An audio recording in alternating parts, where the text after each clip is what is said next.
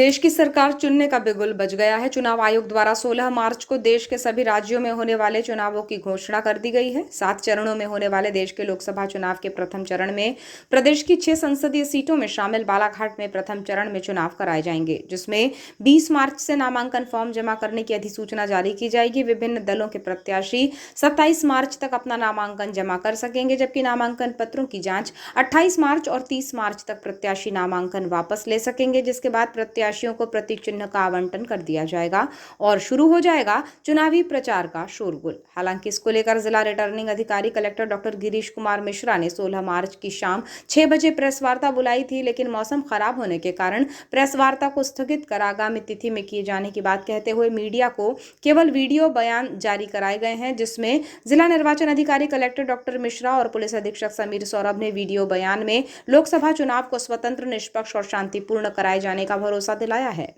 DEO collector doctor Mishra ने बताया कि जिले में संसदीय चुनाव प्रथम चरण में होंगे, जिसके लिए संसदीय क्षेत्र में सिवनी के 336, बरघाट के 310 बूथों को मिलाकर कुल 2321 बूथ हैं जहां मतदान कराया जाएगा। उन्होंने बताया कि इस संसदीय क्षेत्र में 40,000 युवा मतदाताओं के साथ कुल 18,71,270 मतदाता हैं, जिनमें 9,24,434 पुरुष और 9,41,821 महिला मतदाता हैं। माननीय आयोग के बैठक के साथ ही आदर्श आचार संहिता प्रभावशील हो गई है पूरे बालाघाट जिले और बालाघाट संसदीय क्षेत्र में। मैं ये बताना चाहूँगा कि जो बालाघाट लोकसभा है उसमें जो इलेक्शंस के शेड्यूल डिक्लेयर किए हैं आयोग ने, इशू ऑफ गजट नोटिफिकेशन ये 20 मार्च को होगा। लास्ट डेट ऑफ नॉमिनेशन 27 मार्च है। देन स्क्रूटनी ऑफ नॉमिनेशन 28 मार्च है। साथ ही साथ हमारा पोल डे जो है 19 अप्रैल का रहेगा। विड्रॉल ऑफ कैंडिडेचर 30 मार्च का है। पोल डे हमारा 19 मार्च का रहेगा। ऐसी गाइडलाइन है। फेज़ 1 में हमारा बालाघाट का निर्वाचन होने वाला। पूरे लोकसभा संसदीय क्षेत्र बालाघाट में कुल हमारे 2321 बूथ हैं, जिसमें बरघाट के 310 और सिवनी विधानसभा के 336 बूथ इस लोकसभा में है। फाइनल पब्लिकेशंस जो हमारा इलेक्टर्स का हुआ है, कुल संसदीय क्षेत्र में हमारे 18,71,270 हमारे इलेक्टर्स हैं, जिसमें मेल इलेक्टर्स हमारे 9,29,434 हैं तथा फीमेल इलेक्टर्स 9,41,821 है। इस तरह से फीमेल इलेक्टर्स हमारे बालाघाट लोकसभा क्षेत्र में हायर साइड में हमारा जेंडर और ईपी रेशियो काफ़ी अच्छा है। उन्होंने बताया कि आदर्श आचरण संहिता के लागू होने के साथ ही संपत्ति विरूपण की कार्यवाही के निर्देश जारी कर दिए गए हैं। वहीं राजनीतिक पार्टियों के साथ स्टैंडिंग कमेटी की बैठक हो गई है। नाकों में वेबकास्टिंग के साथ ही एसएसटी और एफएसटी के आदेश हो गए हैं। उन्होंने बताया कि प्रशासन स्वतंत्र, निष्पक्ष और शांतिपूर्ण चुनाव कराने के लिए कटिबद्ध है और राजनीतिक दलों से भी हम सहयोग की अपेक्षा करते हैं। हमारा पूरा प्रयास रहेगा कि आदर्श आचरण संहिता लागू होने के साथ ही साथ हम लोगों ने सभी पॉलिटिकल पार्टीज के साथ बैठक स्टैंडिंग कमेटी की कर ली है।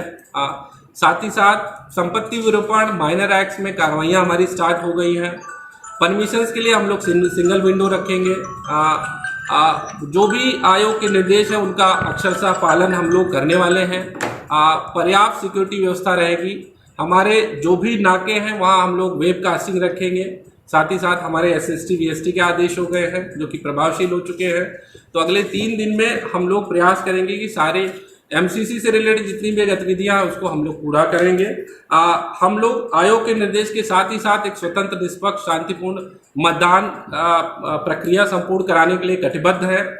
और इसके साथ ही साथ हम लोगों ने सभी पॉलिटिकल पार्टी से रिक्वेस्ट किया है कि वो लोग भी हम लोग को सहयोग प्रदान करें और समय समय पर आयोग के जो भी निर्देश रहेंगे हम उनके साथ शेयर करेंगे। साथ ही साथ उनसे हम लोगों ने एक शांतिपूर्ण मतदान की अपील की है। इस बार आयोग ने बच्चों की कैंपेनिंग पर रोक लगाई है, उसके लिए भी सभी पॉलिटिकल पार्टी से रिक्वेस्ट किया गया है कि चाहे वो हमारा कैंपेन हो, चाहे हमारे प्रचार के विभिन्न माध्यम हो, उनमें किसी भी हाल में बच्चों से प्रचार प्रसार नहीं कराया जाए। उसके लिए उनको वार्निंग भी दी गई है और सबसे सहयोग की अपेक्षा की गई।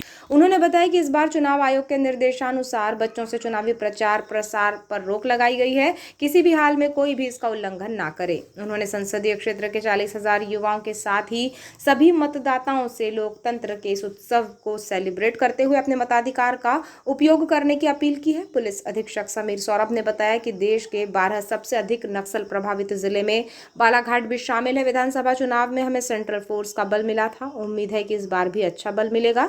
जिले की सीमाओं में चेकिंग और सीलिंग की कार्यवाही शुरू है। उन्होंने बताया कि जिले के लगभग 300 से ज्यादा बूथ नक्सली दृष्टिकोण से संवेदनशील है, जहां पर्याप्त फोर्स लगाकर रोड और एरिया डोमिनेशन की कार्यवाही की जाएगी। यही नहीं बल्कि जिले की सीमाओं से लगे अन्य जिलों के साथ हमारा समन्वय बेहतर है, जिनके साथ मिलकर काम करेंगे। नक्सली परिदृश्य में मतदान स्वतंत्र, निष्पक्ष और शांतिपूर्ण हो, इसके लिए पर्याप्त सुरक्षा व्यवस्था की जाएगी। बालाघाट देश के 12 सबसे अधिक नक्सल प्रभावित ज़िलों में से एक है। तो सेंट्रल फोर्सेस का यहाँ पर पिछली बार विधानसभा में हमें अच्छे अमाउंट में बल मिला था। इस बार भी जो बल मिलेगा उससे एक तो बॉर्डर के नाकों की चेकिंग, खासकर नक्सल प्रभावित क्षेत्रों में बॉर्डर की सीलिंग, लगभग 300 से अधिक जो नक्सल संवेदनशील बूथ हैं उनमें पर्याप्त फोर्स का डिप्लॉयमेंट, रोड ओपनिंग पार्टीज़ और एरिया डोमिनेशन, ये हम लोग कंटिन्यूसली शुरू कर रहे हैं। पिछले कुछ समय से चल भी रहा है, पर इसको और इंटेंसिफाई करेंगे। साथ में बॉर्डर के ज़िलों के साथ जो हमारा कोऑर्डिनेशन है, हम लोगों की इंटरस्टेट बैठकें हो चुकी हैं और प्रयास ये रहेगा कि एक तो कि नक्सल परिदृश्य में हमारा जो चुनाव है वो बिल्कुल सुरक्षा के माहौल में हो। विधानसभा के चुनाव के दौरान भी कहीं से भी इस तरह से किसी बहिष्कार की सूचना नहीं मिली थी और मुझे पूरा भरोसा है कि इस बार भी ऐसी कहीं से कोई भी गतिविधि की जानकारी ऐसे कुछ होगा नहीं। पर फिर भी हम लोग अपनी तरफ से अलर्ट रहेंगे, बल का भी डिप्लॉयमेंट अच्छी तरह से किया जाएगा और उम्मीद करेंगे कि एक शांति और सुरक्षा के माहौल में लोकसभा निर्वाचन 2024 संपन्न कराया जा सके।